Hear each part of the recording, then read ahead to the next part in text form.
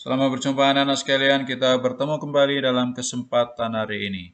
Semoga semuanya dalam keadaan sehat walafiat, tidak kekurangan apa-apa, dan dalam perlindungan Tuhan Yang Maha Kuasa. Anak-anak sekalian, kita pada kesempatan ini akan belajar dan membahas tema 8, yaitu daerah tempat tinggalku, pada subtema 1, yaitu lingkungan tempat tinggalku, dalam muatan pelajaran ilmu pengetahuan alam. Anak-anak sekalian, materi belajar kita pada kesempatan ini adalah ada 3. Yang pertama, pengaruh gaya terhadap gerak benda. Yang kedua, pengaruh gaya otot terhadap benda. Yang ketiga, pemanfaatan gaya otot dalam kehidupan sehari-hari. Apakah yang dimaksud dengan gaya dan gerak? Anak-anak sekalian, dalam pengetahuan alam, gaya adalah tarikan atau dorongan.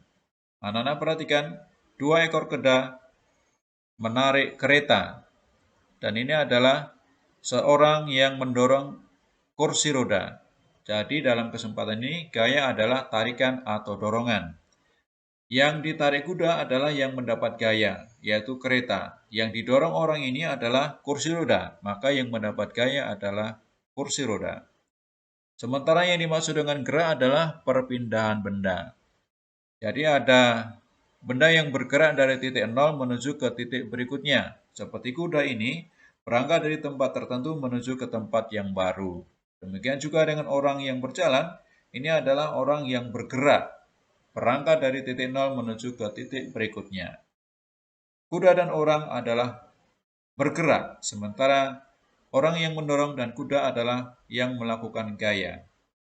Anak-anak sekalian, pengaruh gaya terhadap benda itu ada beberapa. Di antaranya adalah yang pertama, gaya dapat merubah bentuk benda. Anak-anak sekalian, para perajin tanah liat bisa membentuk segumpal tanah liat menjadi benda yang bentuknya bagus. Karena tanah liat itu ditekan menggunakan tangan dan menghasilkan barang seni yang bernilai bagus. Ini adalah gaya dapat menggerakkan benda. Anak-anak perhatikan, bed tempat tidur pasien di rumah sakit bisa bergerak karena di bawahnya dipasang roda. Kalau didorong, maka bisa bergerak. Maka gaya yang dilakukan petugas rumah sakit bisa menggerakkan benda. Petugas rumah sakit mendorong tempat tidur pasien dan para perajin tanah liat membentuk tanah liat menjadi benda yang bagus. Keduanya pengaruh gaya. Pengaruh gaya berikutnya adalah gaya dapat menghentikan gerak benda. Pada setiap kendaraan yang menggunakan rem, maka laju kendaraan, apakah itu sepeda, sepeda motor, atau kendaraan beroda 4, ketika tuas rem ditarik atau diinjak pedal remnya, maka kendaraan yang melaju kencang bisa berhenti pelan-pelan. Karena pengaruh gaya dapat menghentikan gerak benda. Dan ini adalah gaya dapat merubah arah gerak benda. Ketika seseorang memainkan bola, maka bisa bergerak kemana saja bola diinginkan. Arah gerak bola bisa dikendalikan para pemain. Juga ketika orang menendang bola, dia bisa mengarahkan arah bola kemana dia mau. Tendangan pemain dan tuas rem yang ditarik atau diinjak bisa mempengaruhi benda yang dikenakan gaya. Anak-anak sekalian, ini adalah pemanfaatan gaya otot dalam kehidupan sehari-hari. Gaya otot bisa dimanfaatkan untuk membajak sawah menggunakan traktor dan mendorong beban. Ini adalah orang yang menggunakan traktor di sawah. Kekuatan tangan mengendalikan traktor bisa menyebabkan gaya bermanfaat dalam kehidupan para petani.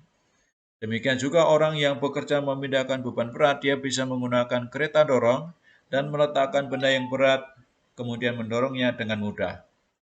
Dan ini adalah makhluk yang mempunyai otot dan bisa melakukan gaya, dan oleh manusia dimanfaatkan untuk menarik beban.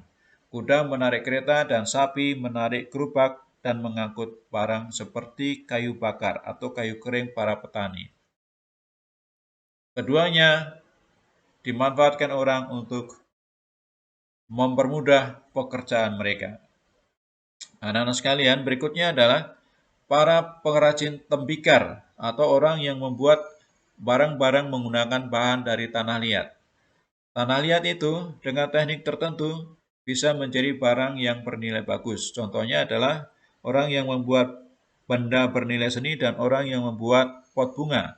Dengan kekuatan tangannya, maka benda-benda itu terbentuk. Setelah bisa dikeringkan, maka bisa dicat dan mempunyai daya tarik yang bagus. Ini adalah ilustrasi orang-orang yang menggerakkan perahu karet dengan cara mengayunkan dayungnya ke dalam air sehingga perahu bisa bergerak ke depan. Orang-orang tersebut menggunakan gaya otot untuk mencapai tujuan yang diinginkan dengan barang yang dia pakai atau dikenai gaya. Anak-anak, berikutnya adalah kegiatan menggunakan gaya otot untuk berolahraga. Ini adalah orang yang menggunakan gaya otot untuk mengangkat barbel dalam rangka olahraga. Demikian juga dengan orang yang bersepeda. Dia menggunakan kekuatan otot kakinya untuk menggoes sepeda. Dan ini adalah orang yang menggunakan gaya otot untuk memanfaatkan dalam situasi bekerja. Para tukang kayu menghaluskan kayu menggunakan alat sehingga bisa menghaluskan kayu dengan gaya otot dan memanfaatkan gaya gesek. Ini adalah pandai besi, memukul besi yang dibakar kemudian dipukul dengan martil dan menghasilkan senjata yang tajam, golok atau pisau. Keduanya memanfaatkan kekuatan otot untuk mencapai tujuannya.